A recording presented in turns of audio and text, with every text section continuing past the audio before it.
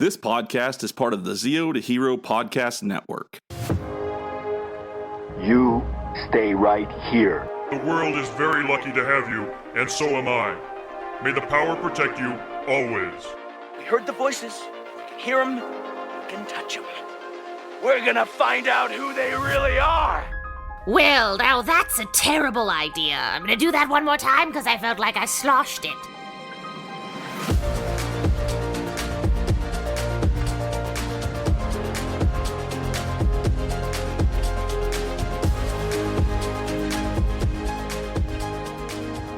Yeah, no, I'm good. We're not You gonna. sure? We're You doing sure? a live. If you want to do time travel thing, no, we're doing time travel thing. We gotta make this all weird. So what we're gonna do is we're gonna take this part, we're gonna put it in front of your intro, and then we're gonna do like a sound, and it's gonna go back to the actual intro. Are you gonna do some like timey wimey stuff like from? No, I'm gonna use that sound. That's exactly what I'm gonna use. I'm using How'd it that go again? sound. How'd it go again? You're gonna hear it in about 2 days. You're gonna hear it. You're gonna hear it twice. Okay. Guys, real quick. I've been to the future. This podcast goes great. Okay, now you can start. At the very end, we're like, this was a terrible episode. And they put that at the very beginning. I'm like, Jesus.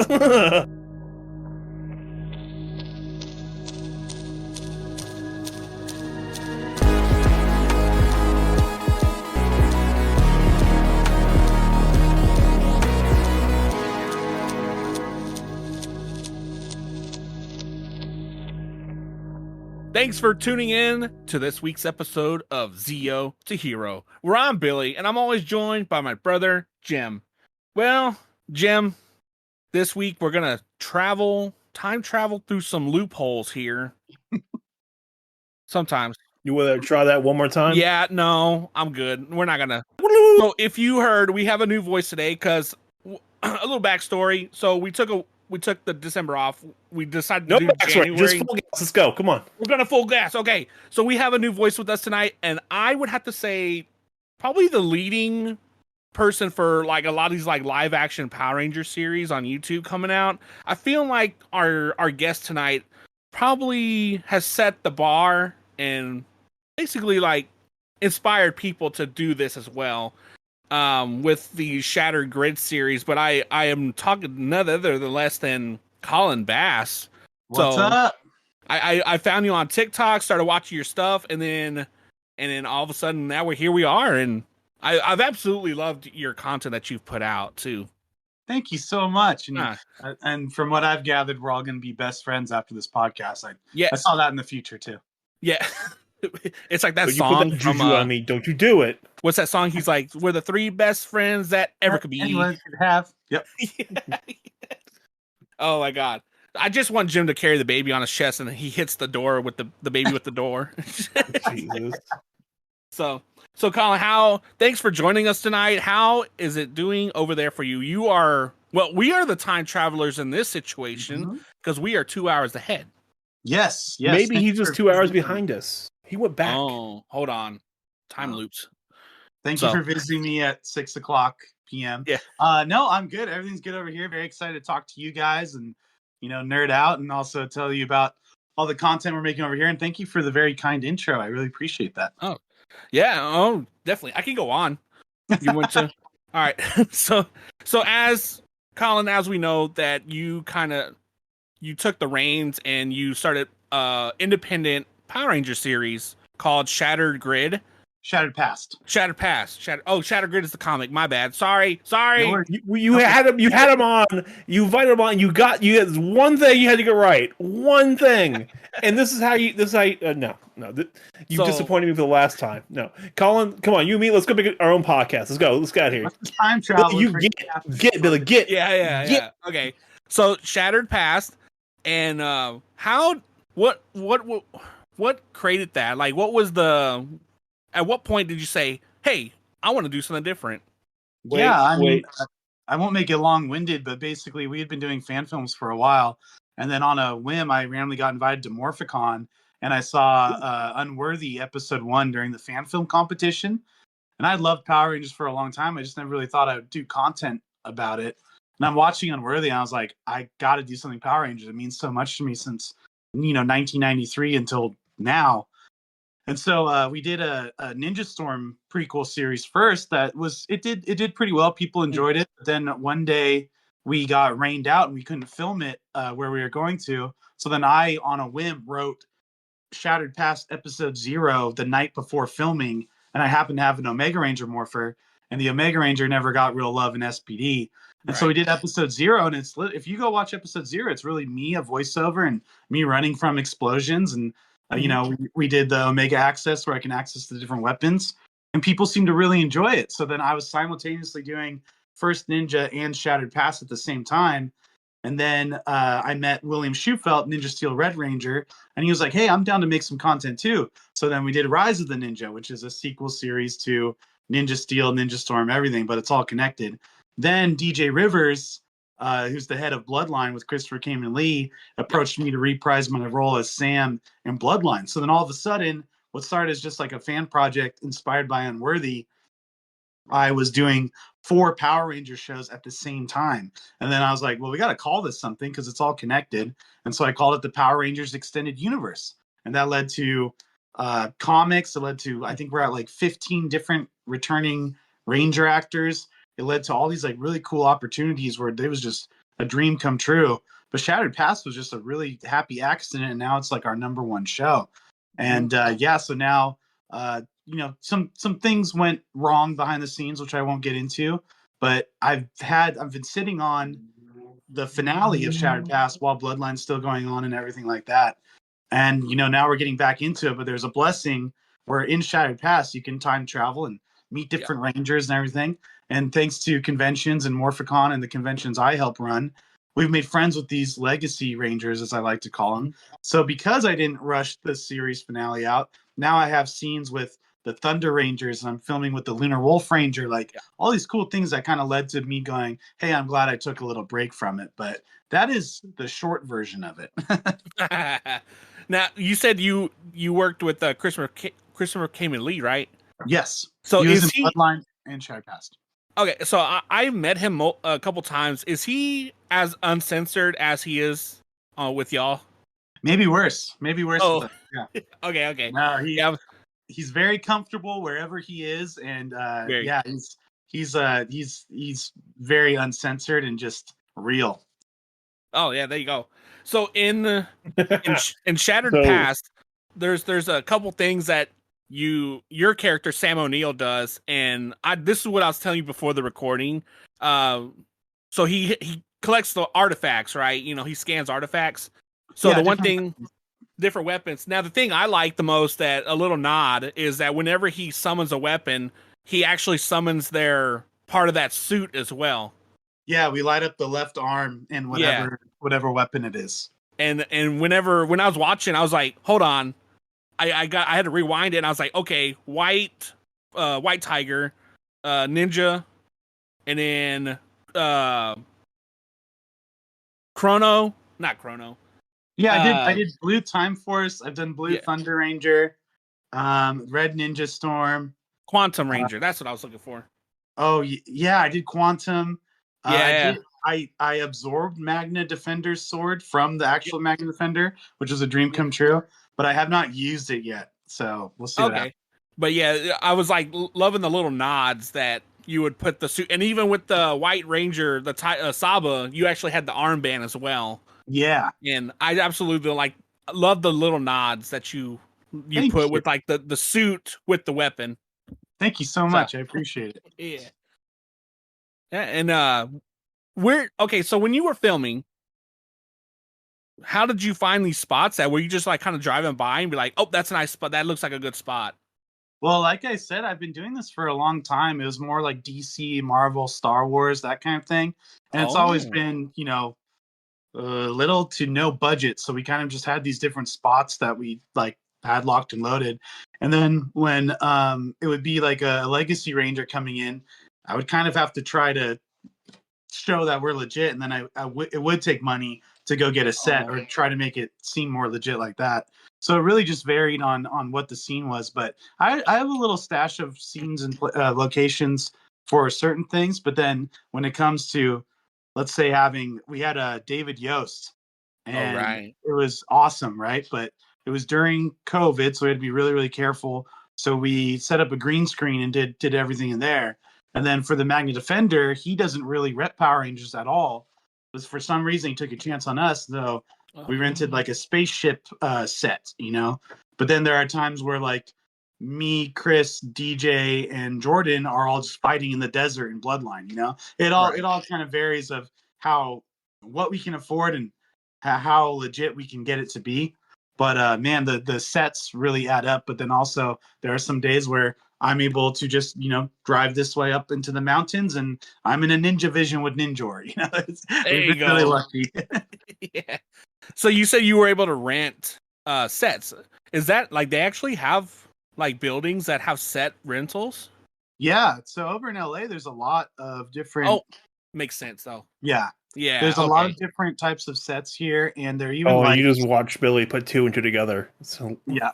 They're even like transformer type sets where it's like you walk in, it's a medical office, but if you slide this out and bring in the computer screen and the spaceship chair, it turns in. But these people make their living off of renting these different sets, and they all just kind of transform them to the next one. And you know, after doing this for so long, you kind of remember what works and what doesn't work. And big shout out to Pure Space and Gigster. They do their best to you know, book these different things for us. And you know, it's a gamble because if you don't go check it out first, you might walk in there and none of the computer screens work or something. So yeah, there are sets, and there are very, very intricate sets that are very expensive. And then there are some where we just can bring our own stuff in and make it look better. Hey, that's nice. There you go. What's one thing that you've learned from all this? Like one learning curve, I guess. I think the one that I learn like over and over, and also one that I preach to anyone that wants to do it, is surround yourself with like-minded people that believe in the project and believe in you. That, you know, I spent a lot of years asking for favors, and then when it comes out, or you know, when I need them for this, it's like pulling teeth. But people that like are stoked to be there and believe in your vision and believe in what you create, it makes everything so much better, and the attitude's better, and you just feel great being on set, because this isn't, you know, a big Hollywood production. It is a labor of love. It is a passion project. But when they're on the same like wavelength of you, is like, we just love doing this, and we love creating, and we love making people happy. You meet there, and you just start kind of rolling with the punches for the rest of the show, and it's a really great feeling. I love how like you also with the same people too. You were able to like keep like continuity of the Power Rangers series within the storyline of what y'all were telling as well. We tried. I always thought it would be cool to, you know, not mess with the lore, but expand the lore and do the untold stories. Exactly. And I love that too, because like when I was watching it too, I was like, they're actually pretty on point with the lore here. I was like, oh wow, the little nods and stuff. I was like, oh, that's really awesome. Thank you so much. And y'all incorporated so much too, like Omega Rangers. That was just a comic thing too. Mm-hmm. So I love how you incorporate teams that we never seen. Yeah. And then you had a Fusion Ranger too, which I think I've heard the story of, you were telling it that he kind of like slapped it together like last second.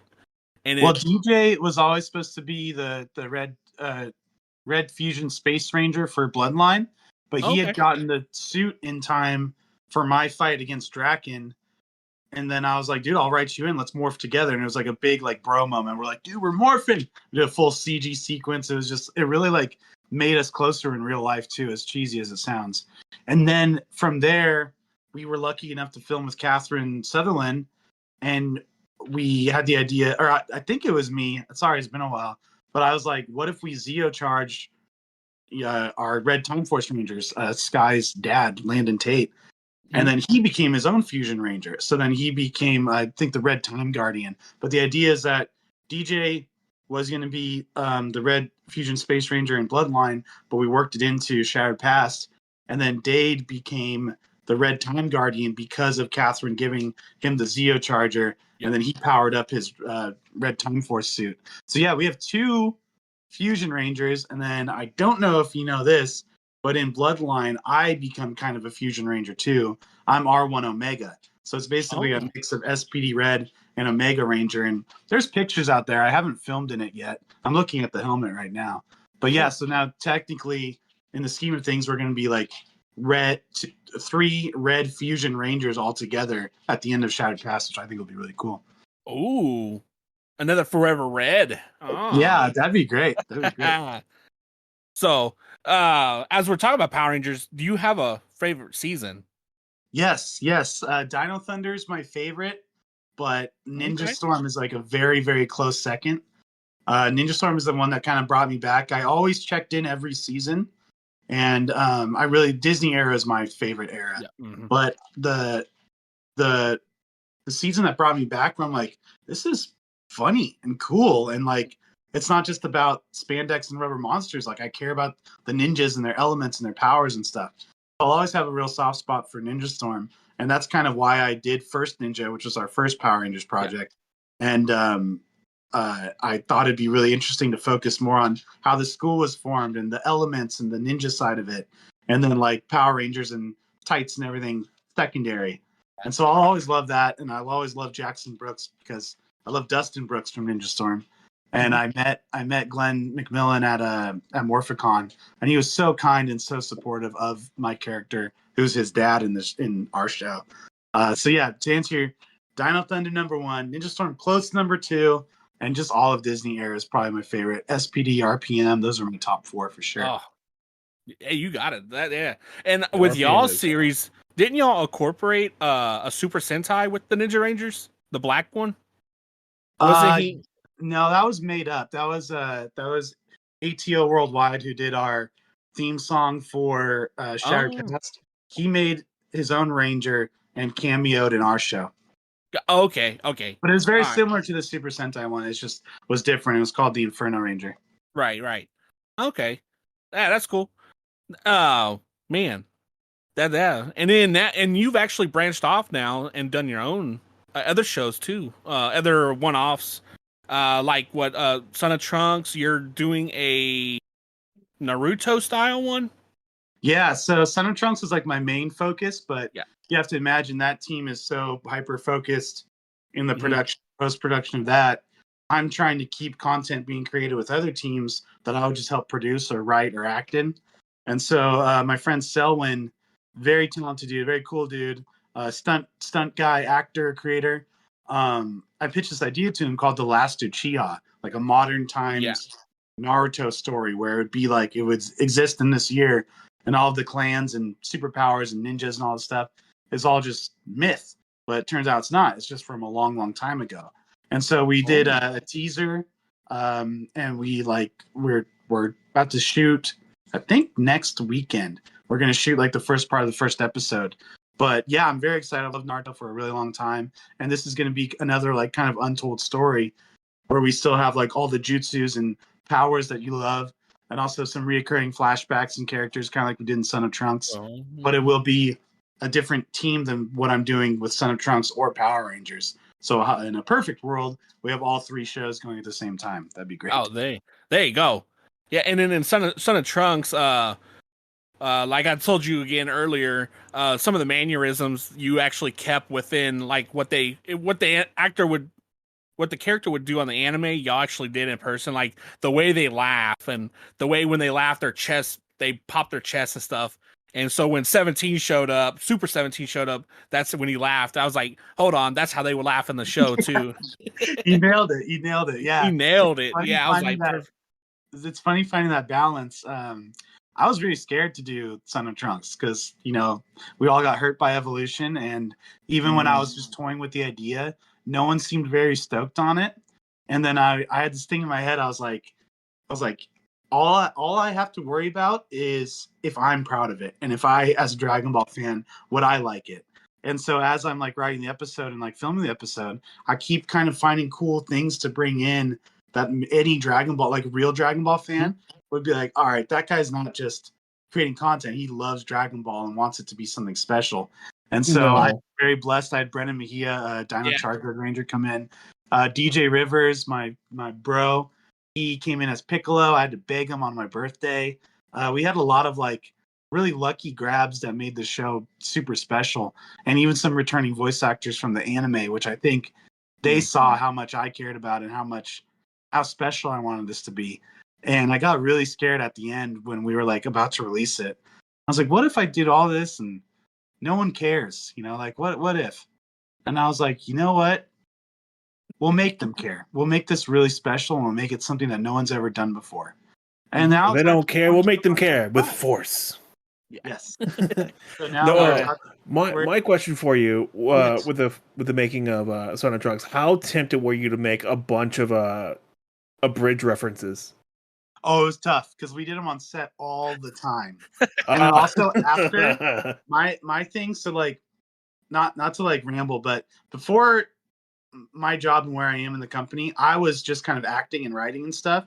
And then my boss, my current boss, would always like take us out for pizza or like kind of build like have drinks at his house or like kind of build that camaraderie. And I always thought, if I ever take over like on a project and it's my project, I want to like have that camaraderie. Like pizza on me, let me get some beers and we can all vibe out after filming. Yeah. And so that's like a thing that we do with the Son of Trunks crew. And half the time it's us just having beers and laughing at Abridged. And so of course on set we're just quoting it all the time and oh my god, it's so much fun. So yes, it's hard not to like go that way, but also and then you make the one joke and you're like crap baskets. Yeah, exactly. There's so many, I think it was from the movie, but I think Abridged did it something too, where Android 13 is like calls Trunks the $30 haircut or something. Yeah, I think it's in both of them. But yeah, I wrote that into Ep 2, and Android 13 is like that punk with the $30 haircut, and I'm like, yeah, yeah. You said you had some returning actual voice actors, so that is the voice actor that narrated it. Yes, there are some I can't tell you, but there are some I can tell you. Yeah, we got the. There's been multiple narrators, but the narrator in the beginning of Son of Trunks is the one that did History of Trunks, which is one of my favorite anime movies ever.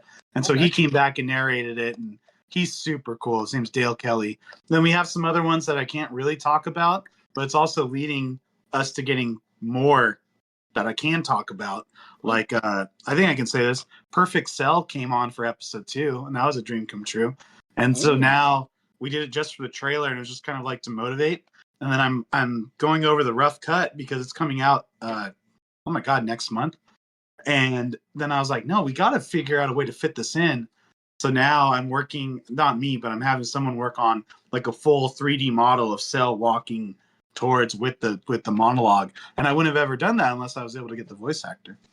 Oh, wow. The question is, are you going to try to get Little Freebo?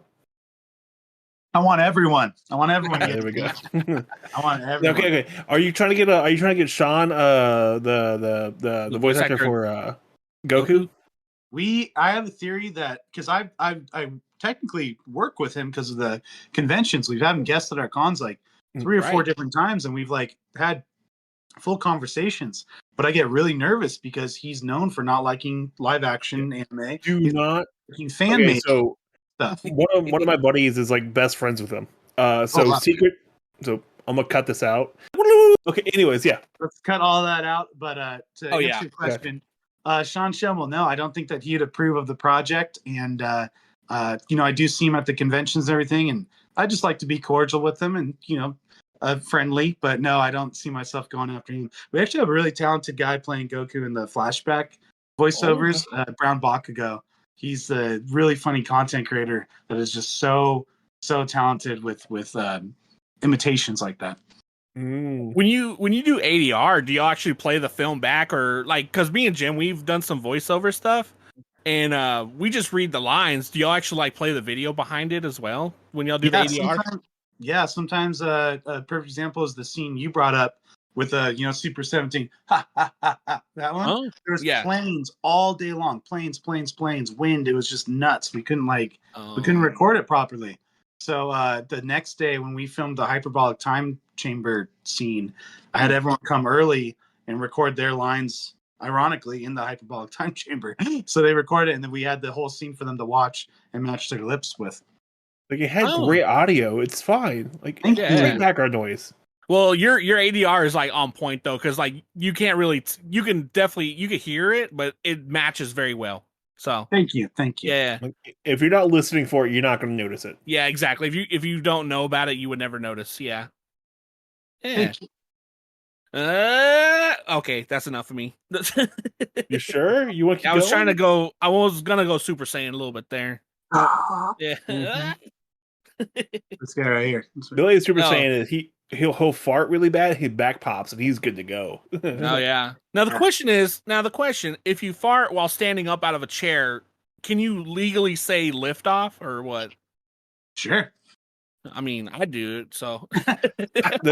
How quickly you said yes to that? You've done it, have you? Yep. I'm about to do it right now. No judges, I get it. Oh my god! So now that you say you actually work with anime conventions and you actually go to these things. Do you go dressed up as your characters from these from your deals, or you just go normal Joe Schmo? Honestly, Always working, man. Come on, dude. I don't want to take anything away from cosplayers or anything. I respect cosplayers, but I believe that when I'm in costume at a con, it takes away from me being taken seriously as an actor. And that's just a me thing. I know a lot of actors that cosplay, and honestly, probably really great marketing if I roll up in my Saiyan armor and I'm like, check out episode 2 of Son of Trunks. But for me, I personally don't want to be considered a cosplayer. I want to, it's like, is Grant Gustin a cosplayer? No, he's the Flash on TV, right? So, no, but I don't dress up at the cons, but man, I've been asked to. But now I have this cool opportunity where there's a life-size Hope #1 time machine. And I'm like, it'd be stupid not to suit up in my costume and get in that thing and do a promo picture, right? So I might have to swallow my pride and go do that. I would love to. It's a once in a lifetime chance, man. You got to do it. I got it. There's a space capsule like how Raditz got to Earth and stuff. So somebody made one and brought it, and I was like, I wish I had Saiyan armor or something like that. I could just sit up in here and they come out looking like Raditz and stuff. Yeah, exactly. I know it's gonna have Billy will be there, like in the window, like let me. Fogging the window up. The same company that's bringing this big time machine also has the Saiyan pod too. Oh, so I'm like, I think I just gotta suck it up and get in there and do some cool pictures. Because when else do is you need to be in the Saiyan pod as Baby Goku. Okay. Butt ass naked. All right. Well, maybe not like that. Okay. So in the Son of Trunks, I was like actually laughing pretty hard. I know probably wasn't supposed to be funny, but I laughed because Brendan Mejia, as the android, kept looking down. He's like, "Where's your tail?" No, that was supposed to be funny because the episode's not very funny. So I was trying to find a ways to like put some jokes in. But yeah, he's roasting me and Emmy, the other Saiyan, the whole time. He's like, "All right, follow me, fake Saiyan. Where's your tail?" I'm like, "Enough about the tail." So yeah. He's like, "I'm glad I didn't have to fight a giant monkey." I was exactly. like, "Oh, okay." See, that is supposed to be funny. I'm glad you like that. I like that. I laughed pretty hard. I was like, "Oh, of course I'd get it because I understand the references." Yep. Yeah. Oh man. So, here's the tough question though. Digimon. Did you actually grew up watching that as well? Oh yeah, I it was Pokemon first, I'll be honest. Then I got into Digimon and I was like, this is just sorry to everyone. This is just so much better. And I went full Digimon, dropped Pokemon, and then kind of the same thing where I just kept keeping an eye on it. And then the movie was amazing. I remember seeing that in theaters. And I always just liked Digimon better. And then it's kind of similar story with the Metabots thing, where I just was like, hey, we're doing anime content. I got to be on screen with Agumon. That's the dream, right? And so then we did just a little teaser. And funny story, I was doing a panel with Brian Donovan, who's Davis, Lex Lang, who's War Greymon, and a bunch of other Digimon, and then Brian Beacock, who's Takato from season 3. And I was like, okay, this is just a Digimon, and I'm interviewing them like for the full panel at Anime Riverside. And then I was like, also, I have a little presentation. This is nothing big. It's just kind of like a little love letter to Digimon. And it's me with Agumon, and he's digivolving. And then people really loved it. And then I'm joking on the microphone, and I was like, all right, we'll see you guys later. And Brian Donovan, who is just the most inspirational, positive person in the world, he was just like, yeah, I'll see you later, Colin. I was like, maybe I'll see you guys in the digital world. And all three of them were like, yeah, let us know. And then I was like, oh, I got to turn this into a whole episode. Yeah. So I did. I turned into a whole episode and wrote a scene for Davis and Takato and then Black War Greymon. And yeah, I still love Digimon. I just bought the re-releases of the 3 movies that are originally turned into one. And yeah, Digimon's my stuff. I think I have Digimon right here. I have Digimon right here. I love Digimon. Do you have any Digivices or crests and stuff? I have a lot. I have season 1. Oh, yes. I have season 2. I have 2 signed season 3 ones from Takato and Henry. And then I have season 4 that I used in the actual episode when I was like Agunimon's arm. So I had the Oh, right. Okay. Oh, nice. Yeah, I actually have it right here. It was like my next thing to watch. I have it pulled up. Digidestined. Yeah. It was my next thing to watch. Yeah. It's a lot lighthearted and like kind of cute and like silly like Digimon is. And it's just so many Easter eggs. I like kind of brought in the digital multiverse to connect all the seasons. And man, it was I was so happy with it. Unfortunately, it just didn't do well enough to justify doing another episode. But then because of episode 1, like it got some attention. We got the voice actor of Tai to come in and like do a little plug for episode 2. But then I was like, this is a real story. I was like, man, I feel myself getting older. I really want to do more action before I get too old. So I dropped Digimon and focused on Son of Trunks, and now I'm here. Hey, there you go. Yeah. What was the most iconic scene out of that series? For me, it was like Omnimon's first appearance in the movie. Omnimon. Oh yeah, love Omnimon. Yeah. For Digimon the movie, it's got to be Omnimon, but there's little moments too. Magnamon popping up for the first time was a big deal to me. Because when you see a new Digimon, you're like, how have I not seen this? And we were still watching. We're the same age. It was still like mid season 2 on Fox Kids, and then now like we're seeing Magnamon, all this stuff that we've never even seen before. The soundtrack was amazing too. But yeah, I'm gonna go with you. I'm gonna go with Omnimon. It's like he's Omnimon. So cool. And I love how he as he presents his weapons, like he names them. And I was like, Transcendent Sword. Yeah, you can't beat that. No, Omnimon's the best for sure. That's probably my favorite. Digimon's like one of my favorites. They really knew how to do music in that series. Like the whole like Digimon itself, like they just did music really well. Like so spot on. Into series 1 makes you cry. The music's great. Yeah. Hey Digimon, and it's like they like say the whole every time you hear it, you get a little tear. Like, I'm not crying, you're crying. Like, no, you're crying. No, so's Cunning's in here. Yep. All right, we are in the right company here, guys. Yeah, we agree. I loved it. So outside Power Rangers, Digimon, Dragon Ball Z, is there any other animes that you actually like watching? Yeah, I love My Hero. I wrote a script for My Hero found footage, so it'd be kind of like the shaky cam thing, like Cloverfield. It didn't go anywhere just because I got so focused on Son of Trunks.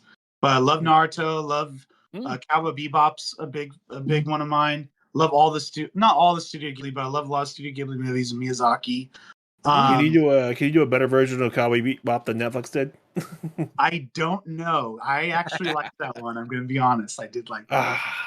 I had a good. So good there. I'm sorry. We had a good run. We were all agreeing on everything. No, I actually liked that one. And then there are the random ones that only lasted like one season that I love to rep, like Wolf's Rain. I don't know if you ever watched Wolf's Rain. Wolf's Rain was fun, yeah. I love Wolf's Rain. Love Full Metal Alchemist. Would love to do something. Oh yes. But yeah, I'm a very like Toonami based guy, and the newer anime that won me over was My Hero, and I still keep up with My Hero. Saw the movie in theaters, stuff like that. But I'm actually looking. My fridge is full of like different stickers of all my favorite anime. So I have Yu Yu Hakusho, My Hero, Digimon, Metabots. I'm a huge Kingdom Hearts fan. I love Kingdom Hearts. Big Sonic the Hedgehog fan. Oh, and yes, but yeah, for the newer anime, they kind of grabbed me a little loosely just because that was such a defining, 10 years of our lives when Toonami was on. They would just show random stuff, and we'd just be like, "It's amazing! I've never seen anything like it." Yeah, like the one for me was the Inuyasha. That was like my bread and butter. Yeah. Him. You know what anime threw me for a loop? It was Evangelion. Oh, they had that. Like they had that the very first time you saw like a giant robot fight. That was like a mental breakdown as well. I'm like, what? I love that with Fooly Cooley. Did you guys ever see Fooly Cooley? Yes, Fooly Cooley. yeah, Fooly Cooley's the best. What am I watching? And then I was like, I don't know, but I like it. It's good. Oh, if you liked Fooly Cooley, right, and you want another show that's kind of like that, with that like wildness to it, Panties, Stockings, and Garter Belt. That name alone. It's ridiculous, and like they go all in on like American comedy, but Japanese anime. Okay, Yeah. It's really fun, and there's a second season coming out finally. Oh, wow. It's done by Studio Trigger, so the animation's great and the story is pretty fun. Oh yeah, Nice. Yeah. Did you ever? So it's kind of in the same time era as what we were watching. Soul Eater. I did try Soul Eater, and also I just remember another one. Loved Beyblade growing up. It was fun. I owned way too many Beyblades for one kid. Yeah, he lost way too many Blades for two kids. Yeah. Here, I bought this just because it looked cool. Oh, hey, is that the Spider-Man and Venom versions? I was like, what kind of crossover is this? So I got it on a whim. I loved it. Oh, you sir have earned my respect because that's what I do too. If I like it, I'll buy it randomly. Yeah, and like obviously you can tell it's not open, but I'm just like, this is just cool. It exists. If I had this when I was younger, I would have loved it. Oh my god! If only my childhood self could see us now, right? No. Yeah. I wish I could show you this. Maybe I can. Hold on.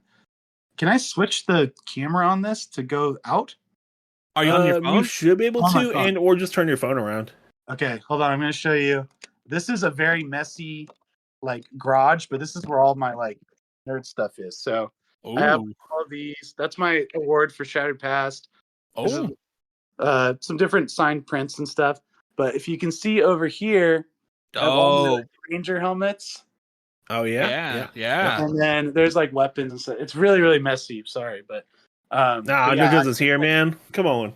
My little like you're gonna see Jared's place before too long, and it's gonna be crazy. There's like a little section that's really nice, and the rest of it's just blown up. That's me right here. Yeah, that's me. Okay, but out here it's horrible. Yeah, for real. That's like me. You just see this, but you haven't seen the other side of the room. All my Demon Slayer swords, my giant Funkos. Like I even have giant Funkos. Whoa, nice. Oh my god. He's so proud of that. He's so proud of it. Okay, you said you're a big Sonic fan, right? Yes. Did you enjoy the Sonic movies? Love them. 3 was crazy. I love 3 was way more fun than it should have been. 3 blew my mind. I'm not a very like audible guy in the theater, but I saw it twice in the theater, and in the theater I'm like, oh shit! Like I was like so stoked. Yeah. So wait. Favorite scene? Oh, it's got to be the clap to Super Sonic and Super Shadow. That was fun. Yep. And then mine one that I've gone back and rewatched since I've seen it twice in the theater is the Dr. Robotnik dance. Yes. The laser dance. Yeah. I love how people on TikTok recreate that dance with like their friends. It's just so funny. Yeah. So I like the scene where it's like him and his grandpa, like his dad, like it's like we're almost like we're played by the same guy. Yeah. Yeah. There's been so many Sonics over the years. It really is like a matter of opinion because we do have different favoritisms for them all. But for Anime Las Vegas, we were like getting different Sonics pitched to us to be guests there, et cetera, et cetera. And I was kind of like, no, it's okay. We only have a limited amount of guests. But the second we got Sonic Adventure 2 Battle Sonic, who also did Sonic Adventure and Sonic Heroes, and the Shadow and the Knuckles from Sonic Adventure 2 Battle, I was like, yes, we'll take them. Those and my boss is like, why? What's the difference between this and this? I'm like, this is my Sonic. This is my favorite Sonic. I put so many hours. You won't understand. It's mine. Yeah. The one thing that we haven't talked about was, were you ever into like Mega Man? Oh yeah, love Mega Man. Love my biggest like entry into Mega Man was the original anime, and also Mega Man Battle Network. Battle Network. That's my favorite. Shit out of that game. All of them.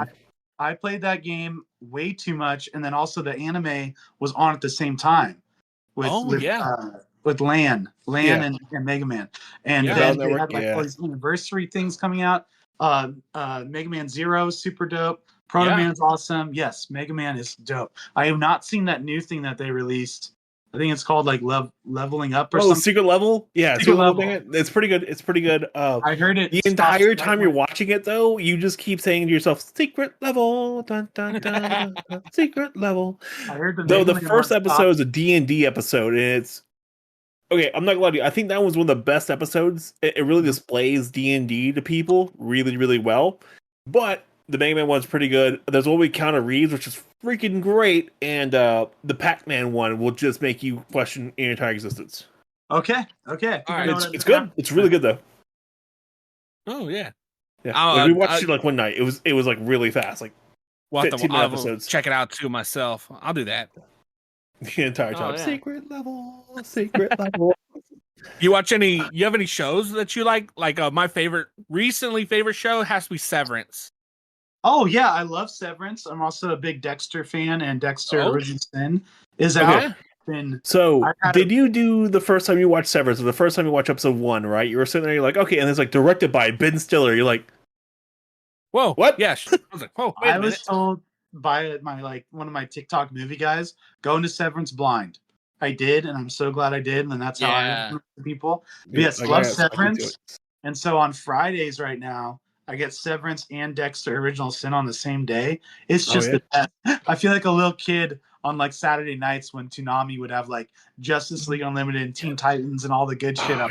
Yes. Dude, I was in that phase during Breaking Bad. It was Breaking Bad, Game of Thrones, and Walking Dead all the same time for like 2 years, and it was great. Friday nights, Saturday night, like Saturday. Oh, perfect.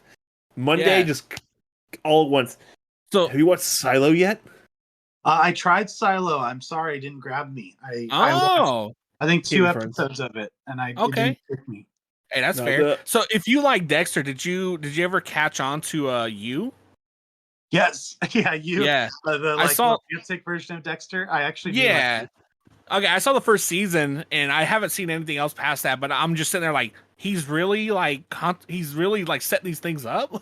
Yeah, it's like that's probably why I like You, because of the Dexter vibes. Yeah, exactly.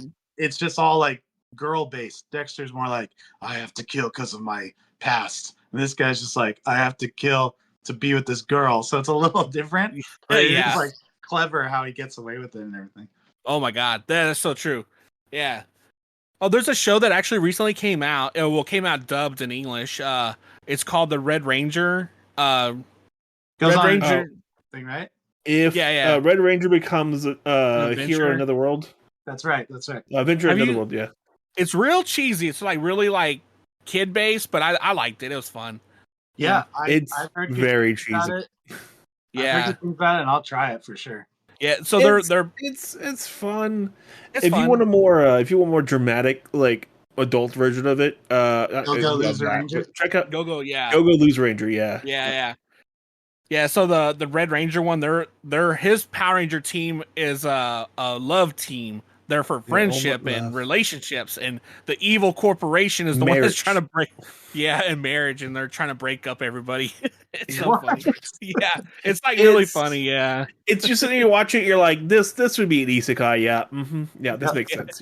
Yeah. It's exactly what you think it's going to be. It's really funny. It's silly. So when were you born? You know, what's your favorite color? What's your color? What's your social security number? I mean, have you always did you move to Cali, or were you born and raised? Born and raised in California, down in San Diego. Did not wait, and you moved to LA? Yeah, I moved to LA from San Diego. Nice. I'm sorry. No, it's San Diego was like I wasn't going anywhere there. You know, I never thought I was gonna go down the entertainment path, like conventions or acting or anything. But I always liked it. And then born and raised San Diego. I thought I was gonna be a teacher and like a football coach. And then I got a job working for a comic book website, and it was right when like YouTube was starting to take off, and they're starting to like you have the flip cam, the 720 little camera that was like Yeah. affordable. And so they wanted to start doing YouTube videos, and I have a bunch of characters I've made up over my life. So we started doing some really cheesy, really bad original superhero shows. And then I would also write for the website. And then long story short, I started working for, I did Star Wars product development and like modeling for costumes. Oh, dope. And they started like realizing that video marketing is the future. So I was doing a bunch of like kind of superhero stuff on the side, selling costumes in the video. But then I was doing fan films as well. Oh. And then one thing led to another. COVID hit, and I went full-time acting. I did my first movie. I don't know if you guys are Jordan Peele fans. I was in Nope. And no way! What'd you do in Nope? I was a specialty extra, which means kind of nothing. But it basically, I was there for 2 days, 2 12-hour days. And, you know, I got to talk to Jordan. It was really, really fun, except for waiting around and not doing anything. I'm just like walking in the back over and over.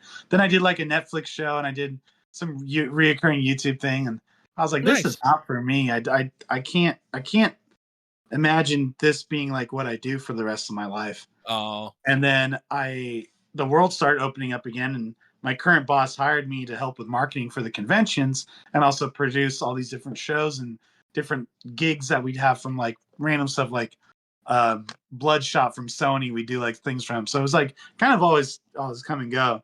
And then the cons thing started taking off, and also he still wanted content coming on our YouTube and our website. So it all kind of became the same thing I used to get in trouble for at my old job. So yeah, I came from San Diego, did the full-time acting thing for not very long. And then I kind of found this cool balance of it's always different, it's always changing, doing these conventions throughout the year.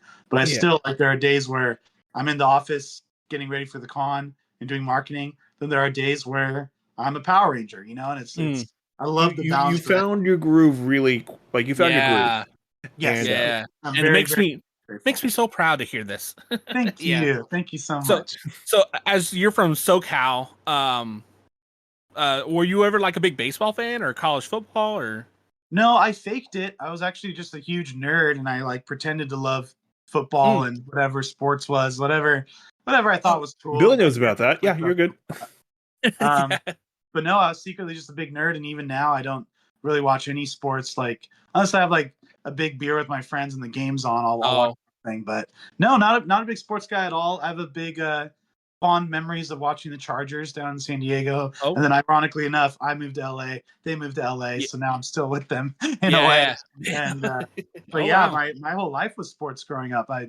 You should move to like middle of nowhere somewhere and see if they follow you there. Yeah. You could auction yourself off to like little towns, be like, hey, you want a football team? They follow me wherever I go. Do you remember a movie, Friday Night Lights? Yeah, we watched it before I think the first game I ever won in high school.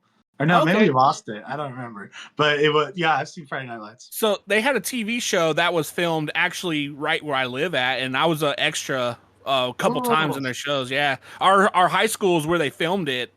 And so if you ever go back and rewatch it, right, they're gonna go down the line of like players. Yeah, you'll see. And, like you see the people in the back, and right before they get to the cut. Yeah, I was like, cool. Yeah, and I was in the where they were putting pads on me and stuff. I was like, how do people do this for their life? Yeah, I couldn't do it. Really gotta want it, and hopefully you get your big break and you're not just waiting around the whole time. Yeah, I could be like the new spokesman for like some new peanut butter company or something like that. Hell yeah, you can. Hell yeah, it's real. It's a pronounced GIF. GIF. Yeah. Oh my god. Yeah, that's actually fun. Yeah. So I'm sure it's like really fun out there with I'm sure you have a lot of outlet out there too, right? Like it's always something to do. I would say so. I'd say, like that I didn't really know what I was signing up for this job, but it is a 7-day-a-week job, whether it's, in the office or filming or posting to social media. Nice. It does totally take over my life. But once I like leaned into it, I really felt more grateful rather than like, oh, I can't believe I have to post every hour on the hour until I go to bed. It's more like, hey, I get to do this. And then guess what? I get to go film this weekend and, make content that I love making. And do these conventions that I love going to, but now I'm a part of running it. So I'm just so blessed and so happy. And I won't say it was easy to get here, but I will say that I appreciate every second of it. Yeah, and you actually get to meet, like you said, legendary rangers too. Like, not a lot of people get to interact with them on the level you do. No, and it's great. Yeah. We're texting, we're having beers, we're vibing, having a good time. Like, some of my fondest memories was this last Morphicon, where every day after the con, I would just kind of link up with the Ninja Storm Rangers, and we'd go hit the bars or party in a hotel or whatever. And it's just like, I was so stoked to be there, and I wouldn't have been in that situation if I didn't follow my dreams. So I'm very, very grateful. So that definitely something to pass on to younger or people in general. It might look dumb, but it pays off in the end. Like, I mean, look at me and look at you. I was always into cars and stuff, and then Jim one day just introduced me into something, and I can't remember what it was. Oh, it was a toy. He bought me two Psycho Ranger toys.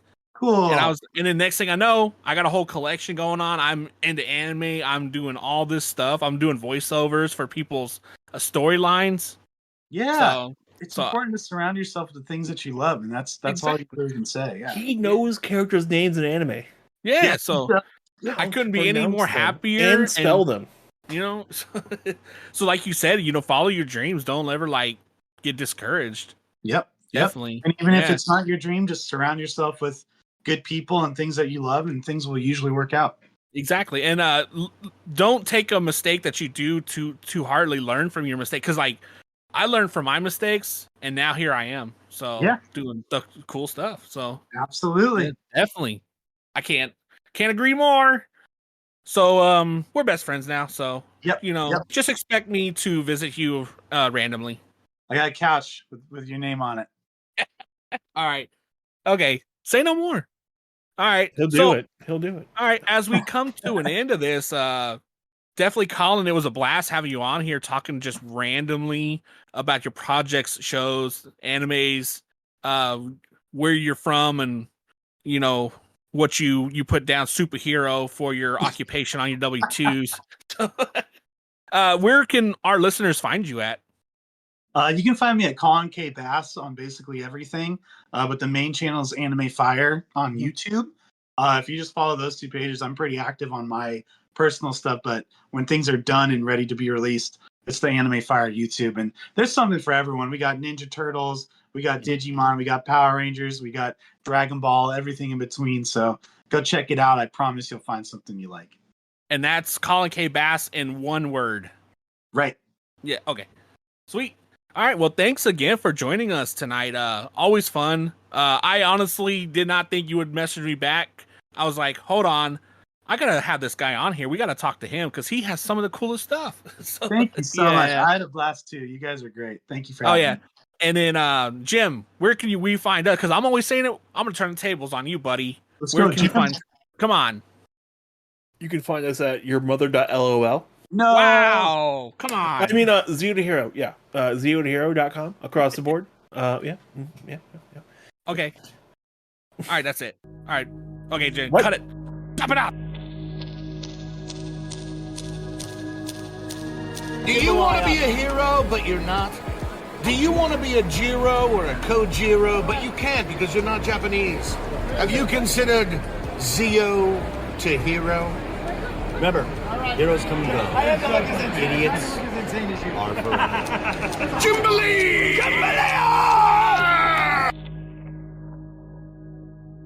So when you file, when you do your tax and stuff, it says like your job title and your occupation and stuff. Yeah, it's put Super Saiyan. Yep. I was just about to say that. Like, what are you doing, bro? Yeah. IRS. Well, what's your job occupation? Total badass. Totally. Power Ranger / Digidestin / yeah. Like they're reading it, and the officer like, "Dear Mother of God, it's Jason Bourne." Yeah. They'll probably just put me in the insane asylum or something. Yeah. I'd be there with you too. Like, why is he in here? Well, he just keeps slinging a sword around, It's a sword. It's like a little little plastic spoon. My sword. I'm gonna get you.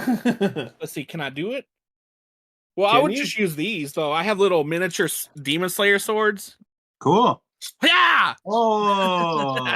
Yeah, I don't think those would be allowed in an insane asylum. If you're in an insane asylum, you're not going to get those. You can though have a little plastic spoon. Any a hobbit like Gimli, better watch out. I'm on to him. Gimli was not a hobbit; he's a dwarf. Oh, my bad. Sorry. Merry, Pippin. You can do that with Sam. Sam was the greatest hobbit of all time. Frodo, Bilbo. Come on, man. Come on. I failed you, Sensei. Sorry. You disappointed me the last time.